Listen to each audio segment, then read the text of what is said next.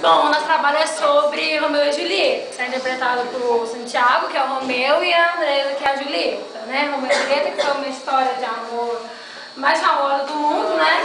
De Shakespeare. E agora vocês vão ver. Vou dar uma pequena resumida da história. Os Capuletos e os Montec, duas famílias que sempre se odiavam, têm rixas sem cessar, mas isso não impede que o Romeu, Santiago, e o Montec se apaixone pela bela Julieta, Andresa. Entretanto, anuncia que o amor profundo acabará gerando tragédias, consequências, em virtude dessa insana rivalidade familiar.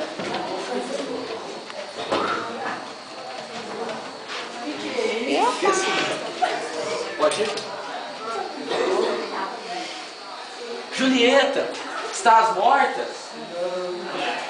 Em algum momento, daqui a pouco estarei junto de ti.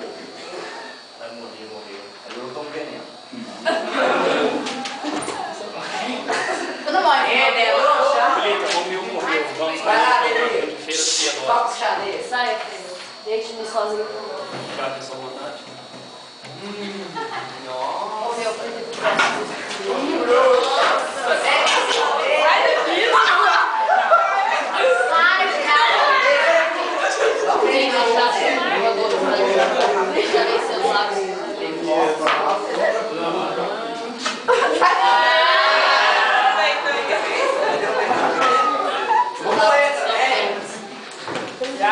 Seus olhos estão